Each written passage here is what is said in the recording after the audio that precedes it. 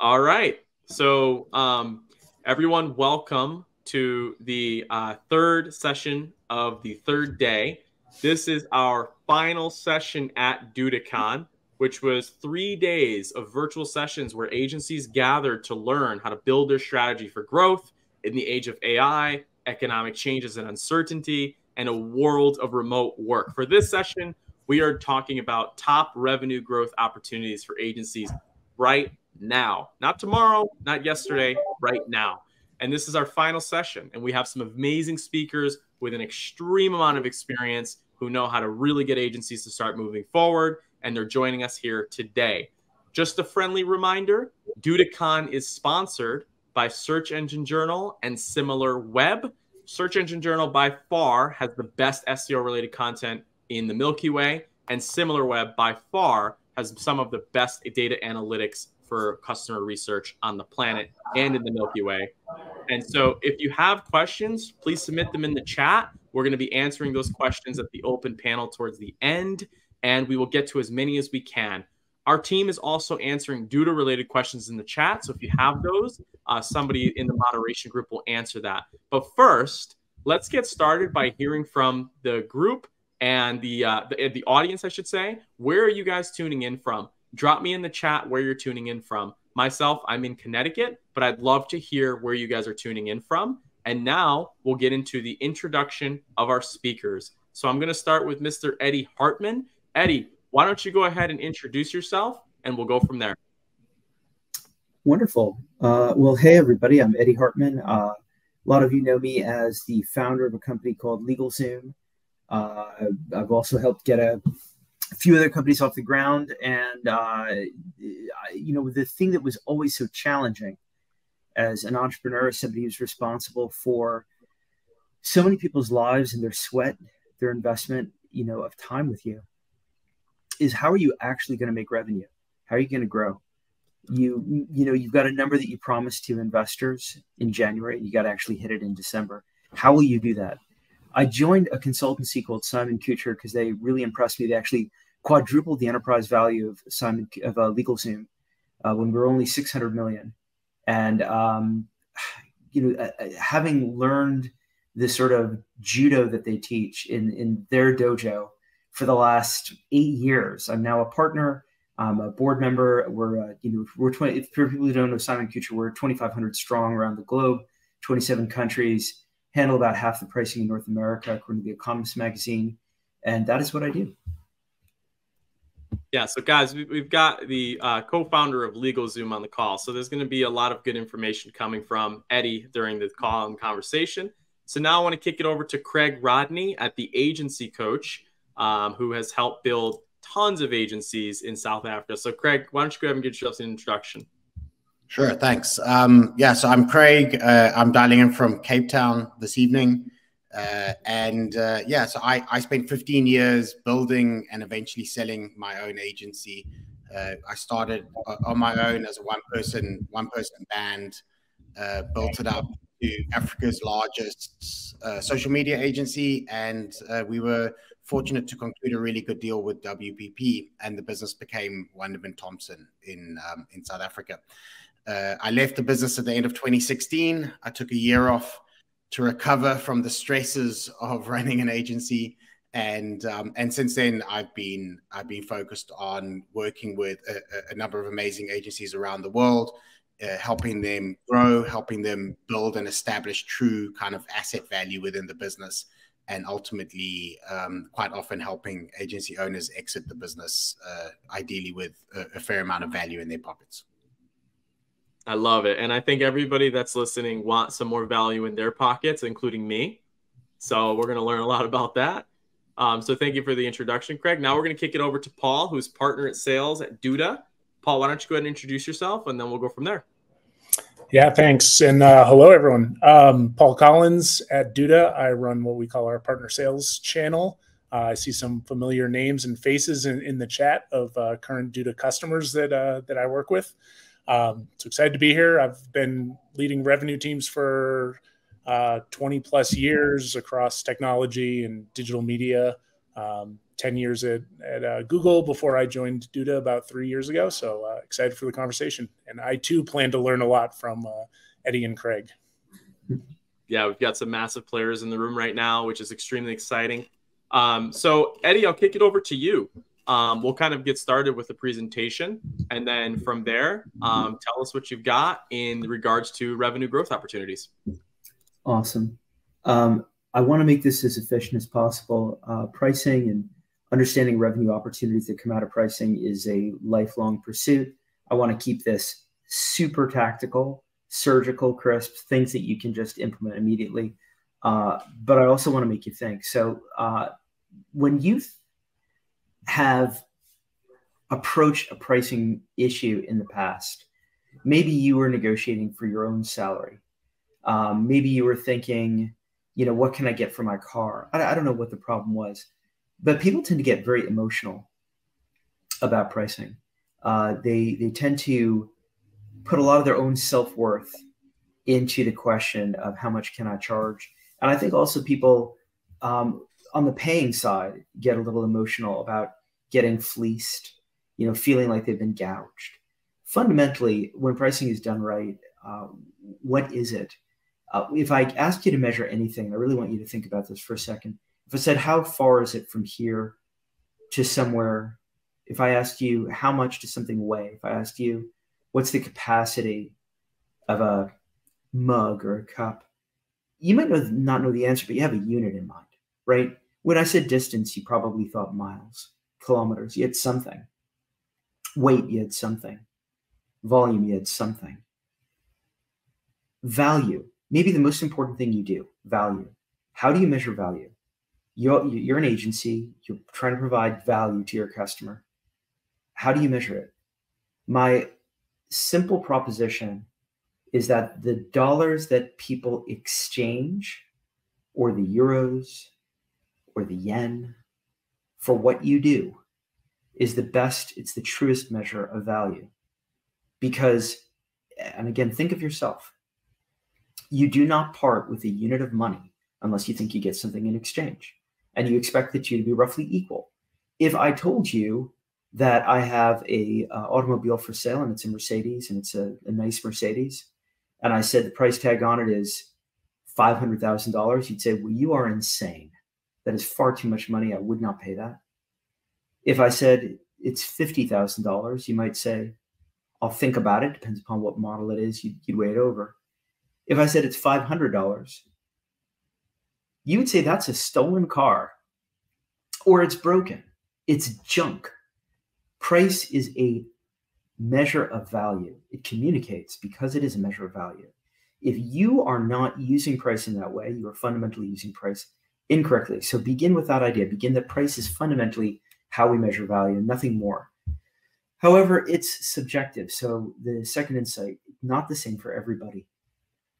Imagine you got, at your agency, a weekend support line. People can call you if something goes wrong. They need you desperately. Different people will value that differently. You might offer the ability to multicast into lots of different languages. Obviously, that matters a lot for somebody who operates in an area, a customer of yours who operates in an area where they cross geographies. Probably not as meaningful for somebody who's in the Minneapolis Great Lakes region, right? Same thing. And yet the value, they'll measure it very differently. If they think about the number of dollars or euros or whatever that they're willing to exchange, it's a very, very different thing. So again, value is subjective.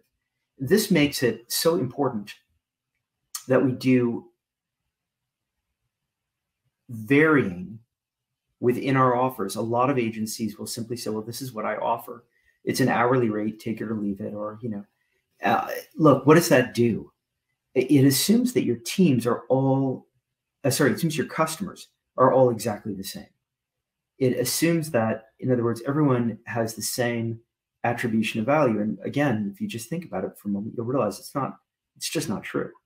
You have to figure out ways to vary your offer. And I can't tell you how many times in professional services and services of one kind or another, people find that concept almost offensive. I offer the highest quality to all of my customers. Well, what if your customers don't want that? If you have a one size fits all, you may have a one size fits none. You are not reaching some customers that can't afford you. And meanwhile, you maybe could offer an even more, call it white glove package, intensive package for people who really want that. And you haven't tapped their full willingness to pay. Differentiate your offer, vary your offer. If this goes against your internal culture, think about the following. Are you respecting your customer? If you're saying things internally like this, I know what my customer wants and my customer wants this. Keep in mind that this makes the implicit assumption that all your customers are the same. And again, it's almost never true. Now, well, obviously we're in an inflationary environment that's had a lot of impact on pricing. I mean, anybody who reads the newspaper will tell you. I like to say that the price of my eggs went up, the price of my butter went up, the price of my milk went up. They did not get any better, but they are more expensive. And yet I know many people who are unwilling or unable to raise fees. They just do not have the confidence. So I urge you, again, they are charging you more at the grocery store. They are charging you more at the pump. Have the confidence to raise your fees because, again, it shows that you value yourself and what you do. But there's a difference between increasing fees and increasing spend. You come to me for a hamburger, I raise the price of a hamburger. You may be annoyed. You come to me for a hamburger and I say, what about a hamburger and fries? You weren't feeling full last time. What about if we add an apple pie like McDonald's does? What if we add a side salad because you're trying to be healthy? Increase spend. Increase spend. I told you about differentiating a moment ago. One great way to differentiate is to find ways to increase spend. You're going to hear a lot about this from me in the next 10 minutes. When you increase spend, you also increase retention. This is counterintuitive to some people. They think, well, wait a second. Are my customers going to cancel their biggest bills first? And the answer is no. So find ways to reward people for expanding their footprint. Find ways to reward people for expanding their appetite because it pays off in the long run, even in the midterm run. If you're defraying churn, if you're keeping people coming back to you, if you're increasing the likelihood that a customer will want to do business with you again, it makes sense to give them things like a break or additional service or whatever you can offer them on the condition that they increase their footprint with you. Now, this may not describe your customers. It describes many agencies' customers, maybe not yours, but can you offer them a break if you work with more than one business unit? If you work with more than one campus? If you work with, in other words, a broader representation for that customer, it makes you much harder to fire, makes you much more likely to get more work. So again, find ways to increase the appetite and reward them. It will pay off. It's smart business. And this leads me to the importance of farming. So actually invest in things that do not pay off immediately, but increase the opportunity to expand that footprint down the road. If you have salespeople that you compensate them for non-revenue generating opportunities, simple touches, simple contact points, metric that kind of thing. Why is this so important? This is the increasing rate of hunting, okay? This is the cost of acquiring $1 of recurring revenue. Now you may be saying, well, hey, hang on a second, that's a different industry, that's software. Okay, sure, but this is touching all of us. So in the software business, if they want $1 of recurring revenue, in 2016, they paid $1.13 on median to acquire that $1 of revenue. And they hope that the person stuck around for a second year, made $2 to pay back that $1.13. What about today? $1.78 last year. And this is going up every year, 58% increase. That is not inflation. That is way above inflation. The cost of hunting is going up. If you think you're going to make your money by new accounts, hey, that is expensive money. That is expensive dollars. Your existing customers are your best market. And this is why. So reward your salespeople simply for touches. They don't have to produce revenue, things that will lead to additional sales, expanding that footprint, increasing retention. And the final thing I want to leave you with is this idea, okay? No one pays for the actual value delivered. They pay for the perception of value. They do not pay for the thing itself. They pay for how it made them feel, how they thought about it, what they believe they got out of it, okay? There's two big components here. There's the purchase driver itself. That's why you bought the thing. And then there's the components of the offer. So for example, you're car shopping, you might choose a Volvo because it has a reputation for safety. And you might choose a Honda because it has a reputation for fuel efficiency. These are not components of the offer. You couldn't go into Volvo and say, give me the one that's safe, or give me the one that's not safe.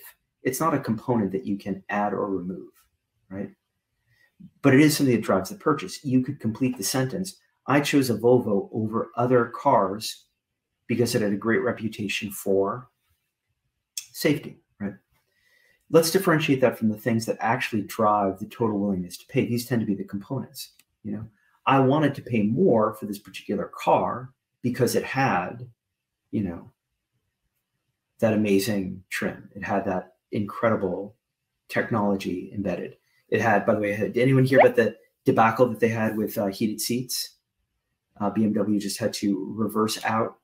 They're charging $18 a month for heated seats. That behavior, by the way, is not going away. People are going to turn your car into a smartphone.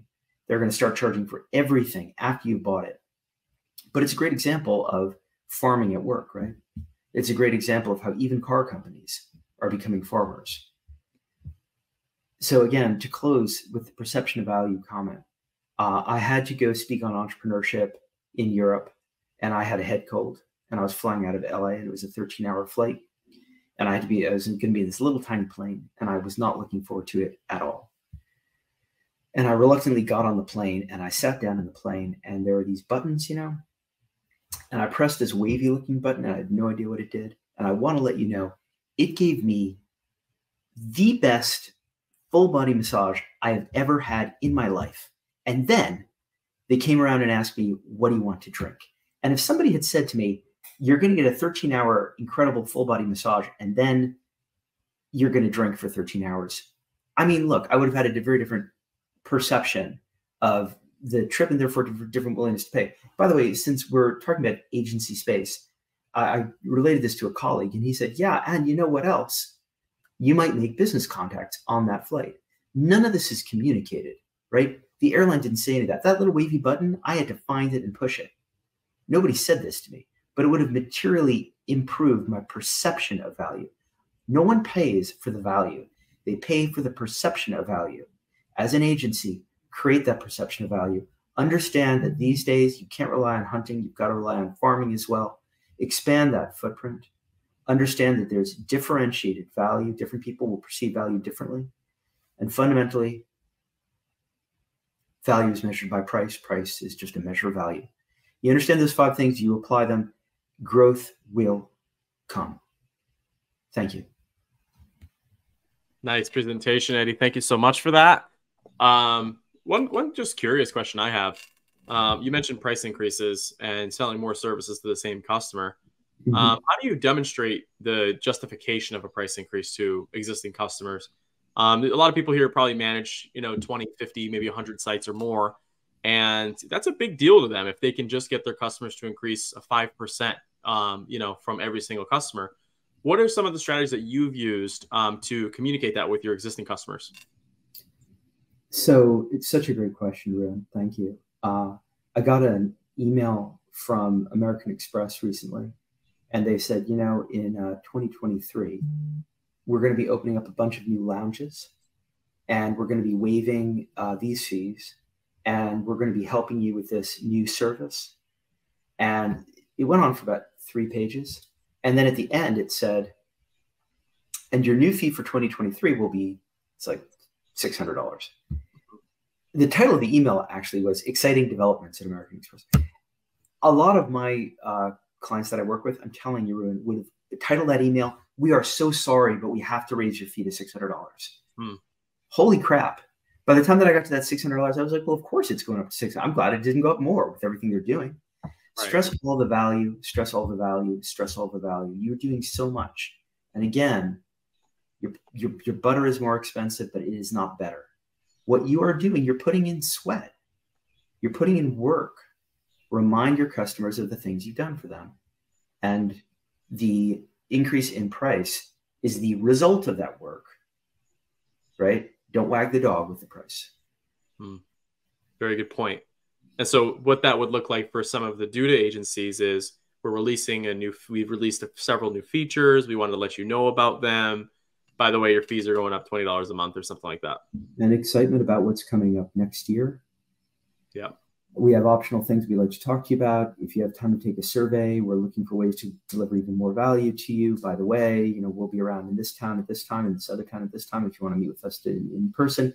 And yes, the new fee for this year will be this amount.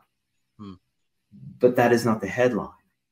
Right. That is one of the things that you're talking about in the year, and you put it in the appropriate context. The value improved. Of course, the price increased. Yeah.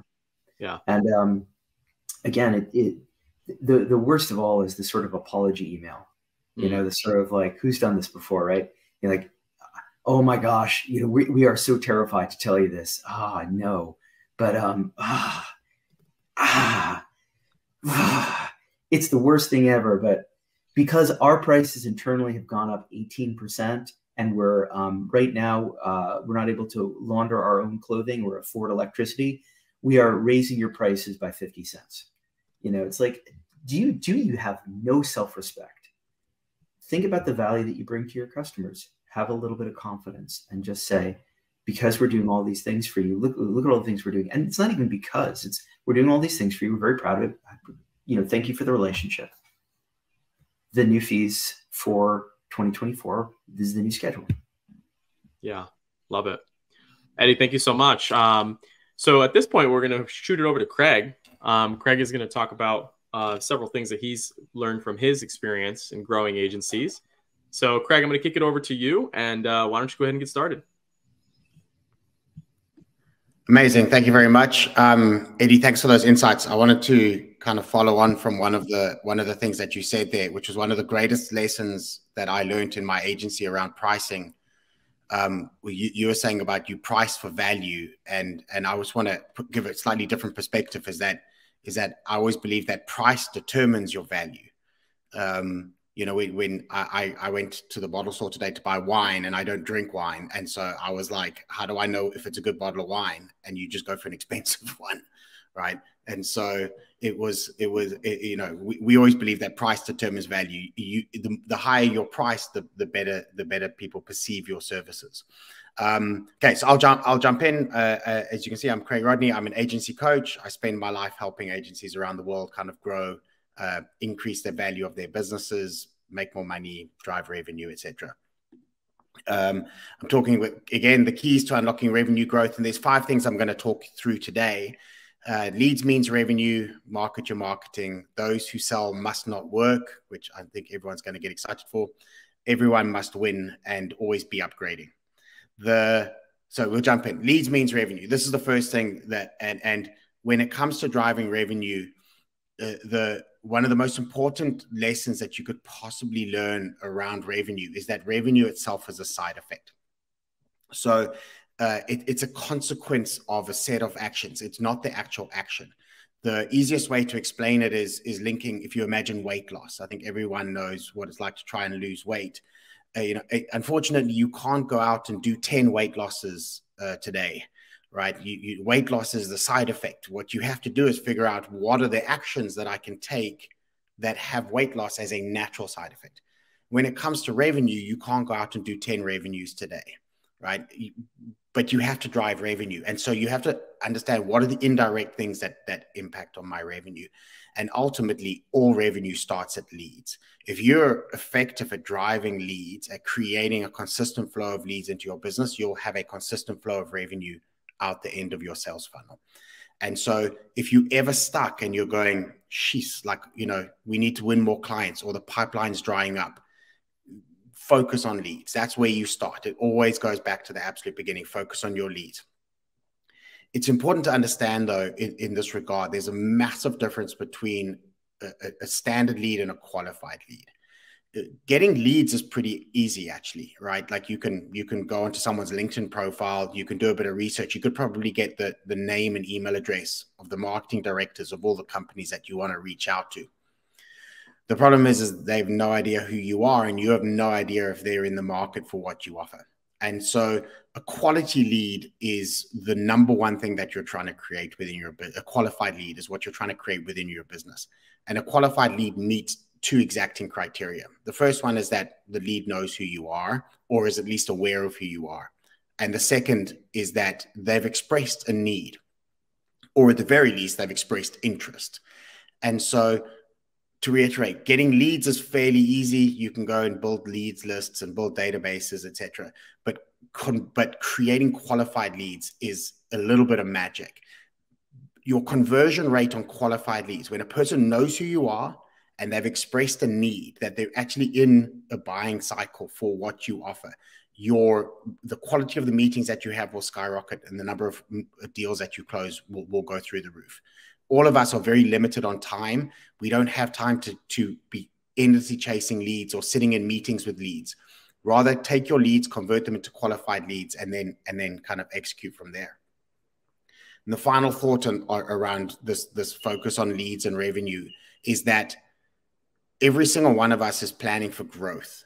Like I'm yet to meet an agency owner who's quite comfortable to just sit where they are. In order to grow a business, you have to believe and fundamentally know that the future value of your business is higher than it is now. You have to be able to afford better people. You have to be able to hire ahead of the curve, etc.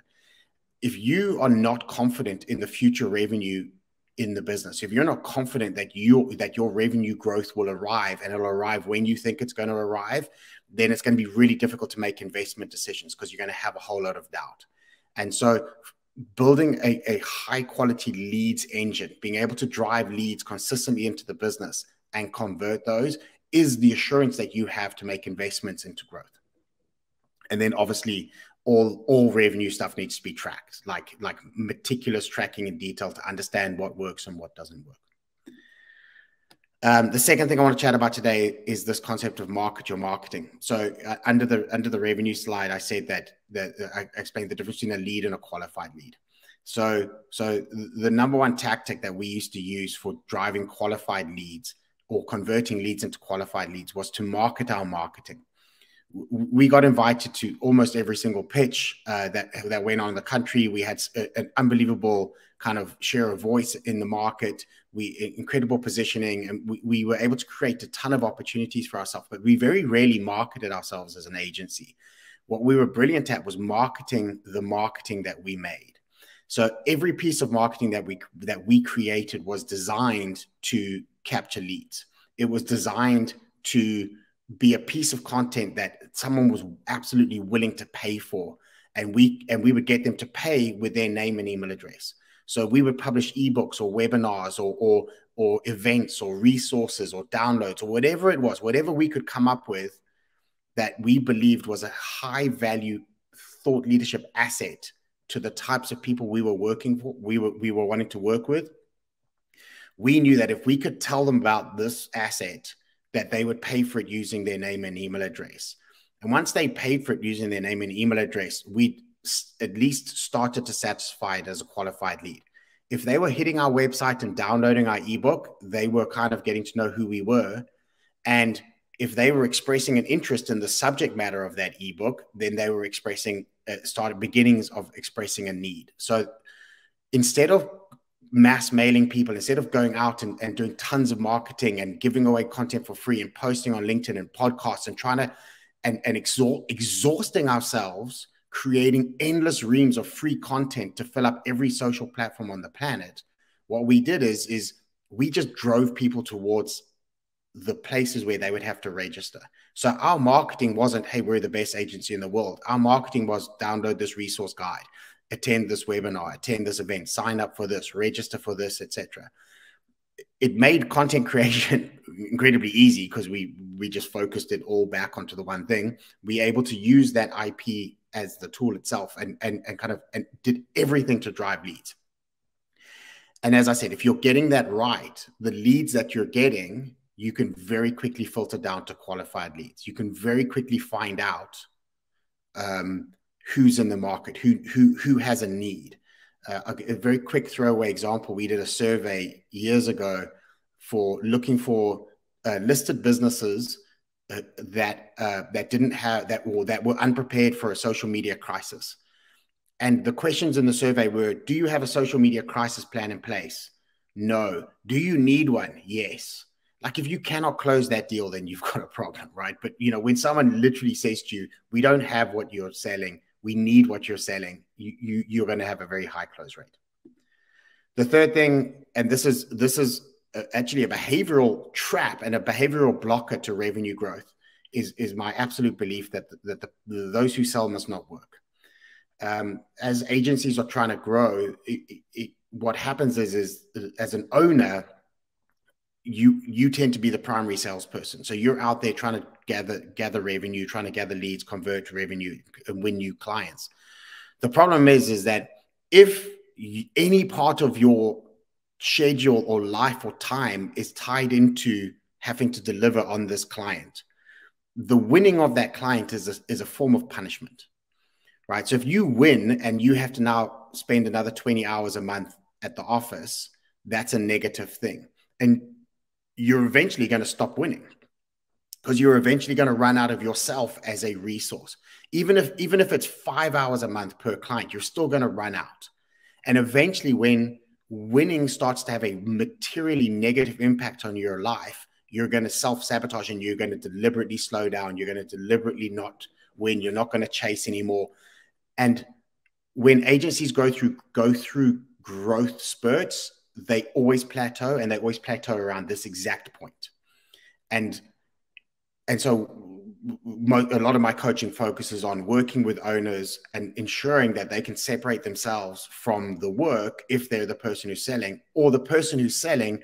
When you win, that person should be free. They should be off selling again. They shouldn't be burdened with actually having to do any of the work that they've sold. Let them go out and sell again. You use that revenue to build internally and carry on from there. The fourth point is that everyone must win. I've visited a few agencies in my time where they have one of those bells in the office, for when you win a new pitch, and the pitch team walks back in, the proud owner at the front walks back in and they ring the bell, and all the shareholders are like celebrating, and everyone who has to do the work is like got their heads in their hands going like, no, this is bad. Like, this is just more work. I would challenge everyone to go, if you had a bell like that in your office, and when you win a new client, when you win a big new client, what conditions would need to exist for every single person in that business to celebrate? Because if you're able to create the conditions that build a culture around everyone benefiting from a win, then you will win significantly more often. Everyone will be invested in winning. And the way that you do that is have a policy of everyone must win. So new revenue should not punish existing employees. You shouldn't, if they have capacity, absolutely. But if they don't have capacity, when you win a new client, don't load existing people. I always like to say to my clients, every employee in your business should have this shopping list. And the shopping list is a list of things that they do on a daily basis that is a bad use of their time and a bad use of their skills. And every employee has that list. And when you win, they get to walk in with that list and go, I'm not doing this anymore, right? They get to hire, or you get to hire resources for people to pass down work that is not a good use of their time and focus all of their time on things that they are most valuable at. And when you get that, when people know that winning means growth, when winning means a promotion, when winning means more exciting, better, more challenging work, and less work that is a bad use of your time, then everyone in the business will support winning, and you're able to push the business forward significantly faster. And then number 5 is this concept of always be upgrading. This is a difficult one because it raises this budget question that will come up, and I'm pretty sure I'll get asked about it, and it's fine. But I fundamentally believe that you need to hire for the clients that you want, right? There's that old saying where you say, dress for the job that you want. Well, it's exactly that. Most of the agencies that I coach will turn around and go, these are the types of clients we want to win. And these are the clients we're going after. And I'm like, cool. These are the people you need to hire if you want to win those clients. And they go, we'll hire them once we've won them. And it's like, no, you can't win the clients without having those employees. And so investing in the skills, investing in the talent, investing in the people who can create the work that wins bigger and better clients has to happen ahead of the curve. You simply cannot win your dream clients without having your dream team in place. So we had this policy. No one that I know is able to go out and hire 20 amazing people at once. So that realistically, our approach was always, if we lose a person, if a person resigns, we had to replace them with someone better. It was this constant upgrading of people, and the same applied to our clients. Right? If finding skills and finding talented people is so difficult that when we won a new client, it wasn't a natural, let's just onboard them and go and hire teams. We would critically evaluate every client we have, and we would rather replace a bad client or an unprofitable client with a new client. And so this concept of always be upgrading both employees and your clients creates highly profitable agencies and allows you to build teams of people that are geared to winning and improving and achieving better results and better revenue. And then my final thought, and then I'll close off. And it's kind of it's at the center of everything, and it links back to what Eddie said. Every agency owner that's on here that's listening understands what a downward spiral is, right? You're doing bad work. You think the client's going to fire you, so you don't send the email about your price increase, which means you make less margin, and then you're under delivering. So you have to do more work, and then your employees are crying. And so you've got unhappy employees, unhappy clients, and the work is terrible. And you feel like you're spinning around the drain. Everyone knows that. A downward spiral can start at any point, but an upward spiral can only start in one place. An upward spiral is when you're doing great work, your clients love you, they refer you to other people, and you're able to charge better prices, and you're able to put out such good work that you attract top talent. That upward spiral can only start in one place, and it's charging the correct fees for the work.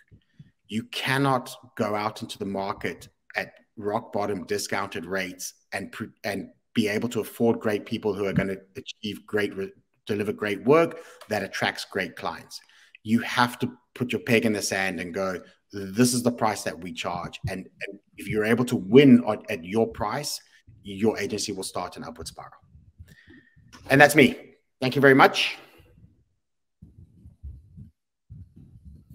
Awesome. Yeah, thank you so much. That was really wonderful hearing a little bit more about definitely the downward spiral, because I think as a business owner, we often feel like we have imposter syndrome, and imposter syndrome is very difficult to get over. And that's why we have marketing agencies, to allow people to market our clients, because they have imposter syndrome as well. So that was really great value. And so now what we're going to do is we're going to open it up for discussion.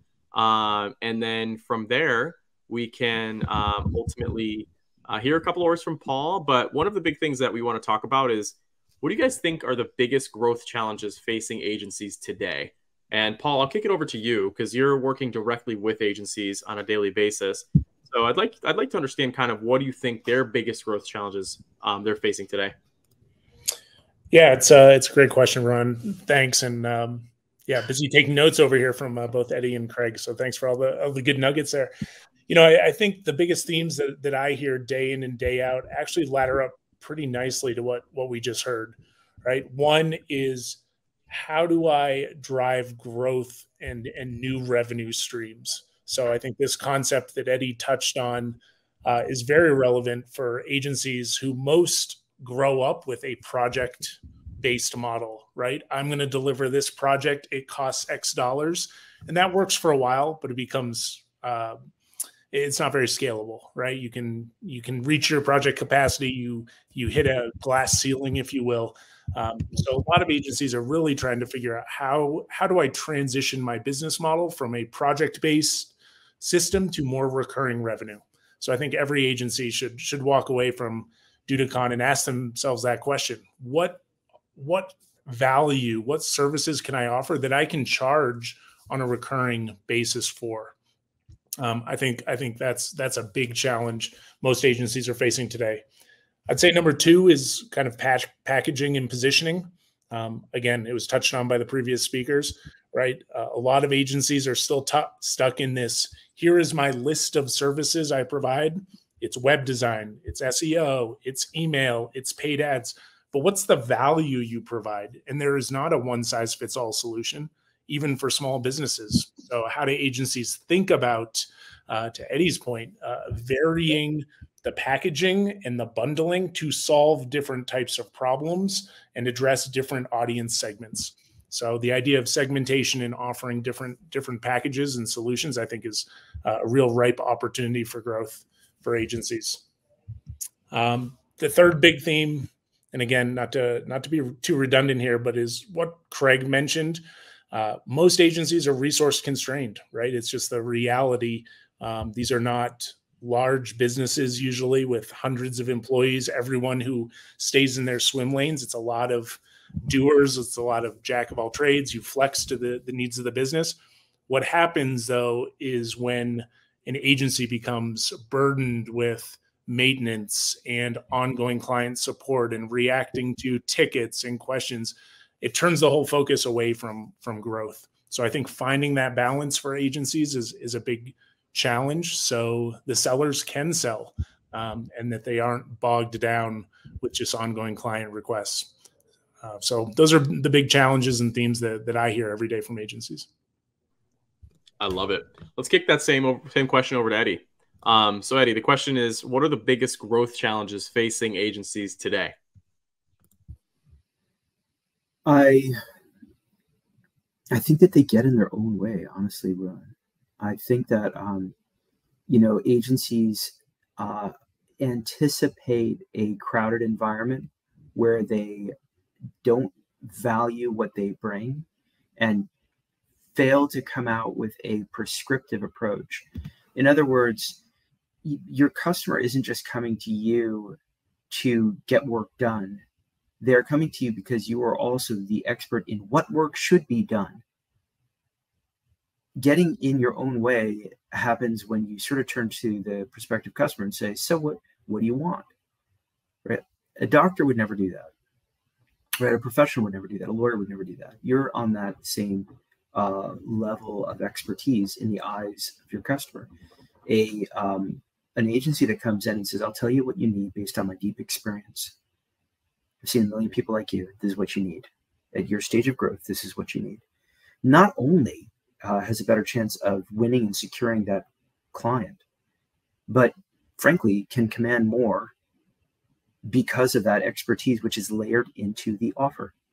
So people get in their own way by sort of turning the conversation over to the client, don't have the confidence to put themselves out there as that expert, which frankly would lift all boats. And by the way, I'll go back to what Craig said earlier.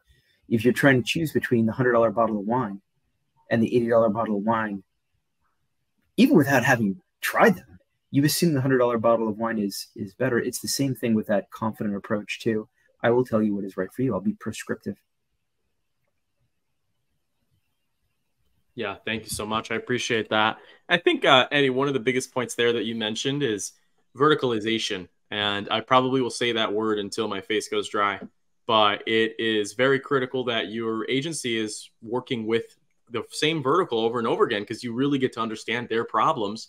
And I think that has a lot to do with what you just said about really being able to solve their challenges without having to do that deep learning process every time you get a client. So Craig, how about you? Let's kick it over to you. What are some of the biggest challenges facing agencies today? As someone who's worked with hundreds of them, I'm sure you've seen a pattern. So weirdly enough, the thing that surprises me the most is people will tell me they don't have a problem with revenue. They have a problem finding talent. it's just weird. So many people are like, we've got requests, we've got opportunities, but we can't deliver the work. We don't have the people. And I imagine that's linked to the, imagine it's linked to what they're charging, that they can't afford to have kind of the top talent, etc. But besides that, we've got this issue again around this imposter syndrome, and agencies, they try and sell in what they do, and they try to convince the client to buy what they're selling. And then if the client buys it, then they get blinkered, right? What you should do is you should, as Eddie said, you should recognize that you are the expert, right? But I would challenge everyone listening and go, how often do you sit in front of your customers and go, is what we're doing working? Have you noticed anything? Is there anything else you want us to try our hand at? What about this? What about this? Re-explain the problem to me again, right? What other problems are you having? You know, I started life as a PR person, and for years people told me about the complexity around PR strategy. PR strategy was the easiest thing in the world. You win a client, you book a call with their salespeople, and you say, what are the 3 questions that you get asked by every customer? And they go, these are the questions that every customer asks. And we go, okay, our job is to answer those questions before you arrive at the meeting. That's all PR is, right? But you have to be able to say to your customer, what questions are you getting asked in the market? Where are you coming short? What's hindering your sales? What's hindering your revenue growth? And how do we help solve that? But if you can have candid conversations with your clients, positioned as, you know, as a peer across the table from them, you'll realize that you're not just selling them what you do, you're solving their problems. And that could span a range of services. But those conversations is where singularly the most money I've ever made in my entire life from a client has come from a conversation like that. And it's a candid conversation. And Craig, you bring up a really good point. Is that one of my business mentors told me the people who can have inconvenient conversations do well in business. And sometimes they're going to tell you inconvenient things. Hey, leads aren't up this month. You know, and it's tough to have those types of conversations. So I completely agree with you. Talking to your customer is critical, because as Eddie said, they may think they know what they want, but if that's the case, people like Henry Ford would have given them a horse and he wouldn't have made the car, right? So yeah, so let's go over to the next question. And we'll kick this one over to Paul. What new growth strategies, or I'm sorry, what are some ways agencies are transforming their business to create more revenue opportunities? You're at the front line of partner sales in Duda, so you're really seeing the unique challenges that some agencies have. What do you think some of the ways that they're using, some of these transformative ways to increase their revenue opportunities? Yeah, we're seeing, especially today, we're seeing a lot of experimentation and new ideas. I think in the age of automation and AI, it's really presenting a lot of interesting new growth strategies. And you know, what we're seeing work particularly well is agencies that are diversifying their acquisition strategies. Again, a lot of agencies kind of grew up in a model of referral based, right? If I just do good work, I will get more projects, and more projects will mean more revenue. But that tank runs empty at some point. So I think agencies that are really leveraging the tooling available to open up new acquisition channels, to you know, evolve their strategy from, hey, hit my website, fill out a form, we'll call you back in a few days, and then we'll set up a meeting to talk about your business, and then I'll ask you a questionnaire that's 15 pages long.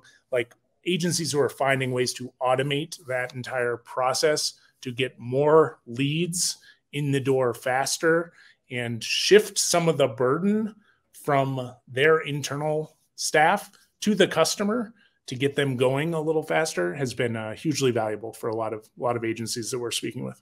Hey, Paul, sorry for the cross chatter, but many of the agencies that I talk to who are experimenting with that sort of thing right now are a little worried that technology is going to, yes, be great in the short run in that it allows them to hire fewer sort of lower tier employees, you know, because they can be taken care of by technological substitution. but then they're worried about the pipeline of creating more senior people over time. Do you feel that that is going to be an increasing concern? Because I hear a lot, like it's coming up more and more.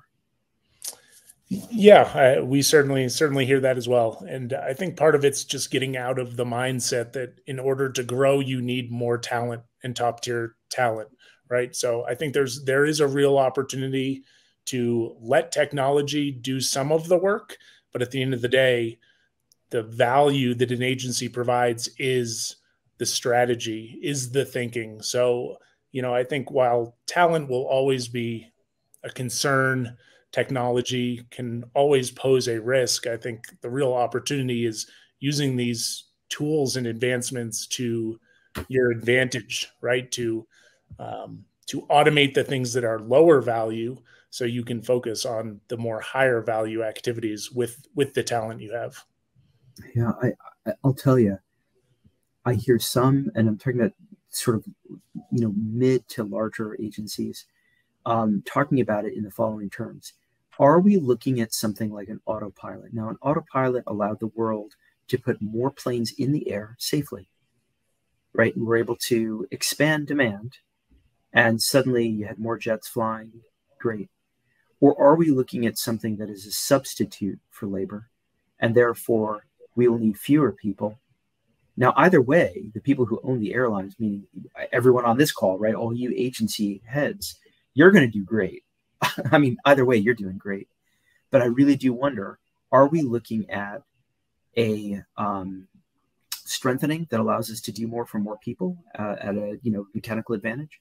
Or are we potentially hollowing out the bottom of our ranks? And then where will the next generation of leaders come from? I don't have a good answer. I honestly just have questions where that topic is concerned.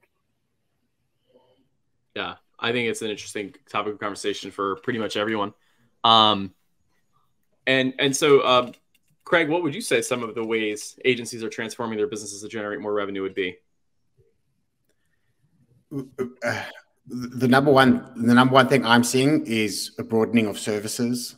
I'm seeing more and more kind of digital agencies going, hey, Craig, do you know any good PR people? Like we want to win the PR element as well. And then they want to win the, internal communication element. And then they want to take over the CEO's LinkedIn page. And then they want, and so it's this kind of broadening of services. And the reality is that once you've won an element of trust, and once your client believes that you can, execute high quality value for them, they should support you in doing more for them. And it makes sense, because they would get, economies of scale. You can repurpose, and the same team creating content across multiple platforms, etc.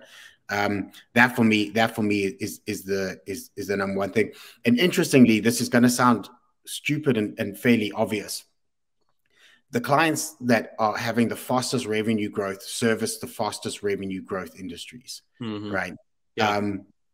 One of the most obvious things I heard when I first started out in business was, I had a business mentor, and he said to me, he goes, you can only make money where the money is, right? So like, go to the money, and you'll make money, right? And I see way too many agencies trying to eke out a living servicing clients that don't have money.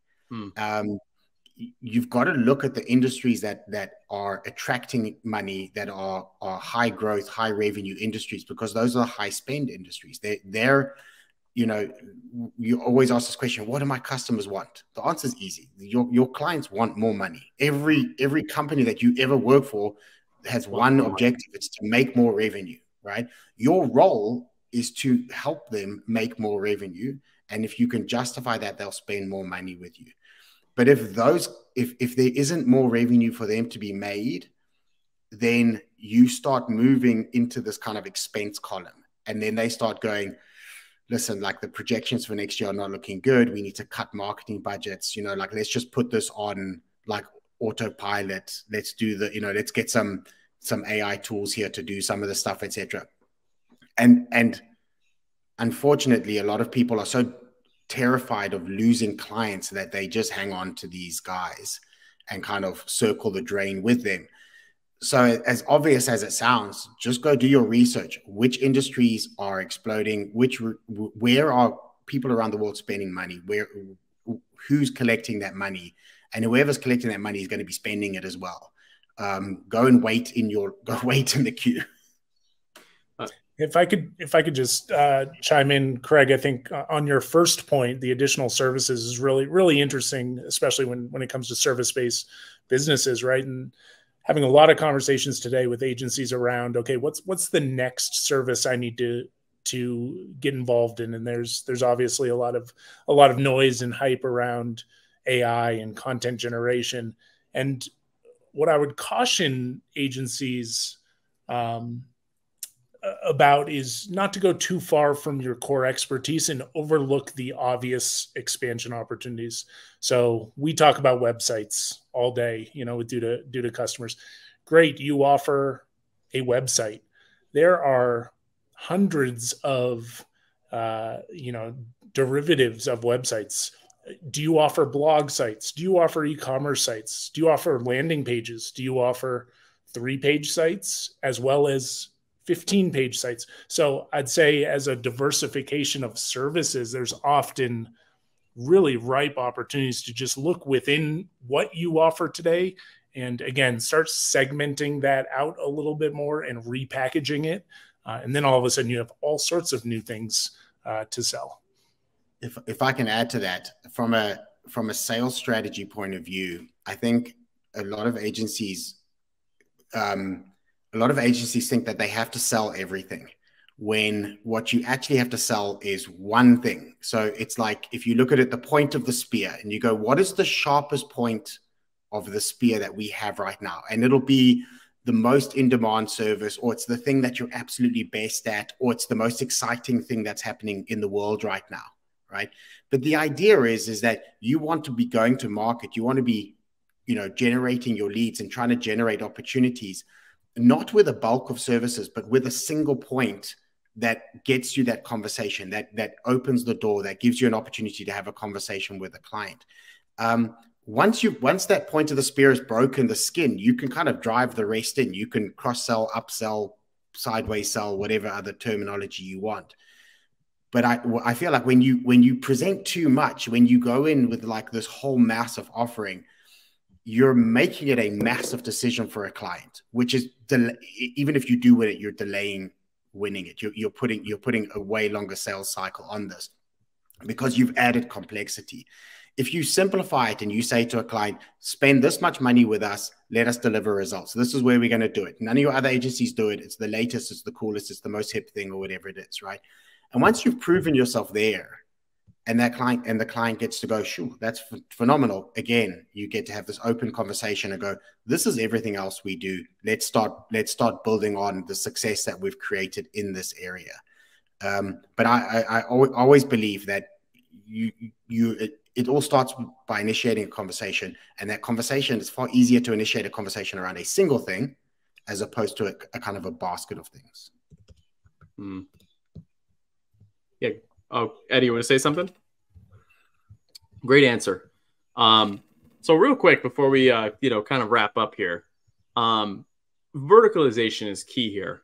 Knowing the type of business that you want to work with, the type of customer you want to work with, and making sure they have money. One of my big mistakes was when I started, I went for restaurants, and nothing wrong with restaurants. Love the business model, love food. The problem is the owners were always so busy doing the restaurant, they could never talk about marketing and take the time to do that. And so now we're leaning more towards B2B, et cetera. Paul, Eddie, and Craig, if you guys were to start an agency today, what industry would you go after and why?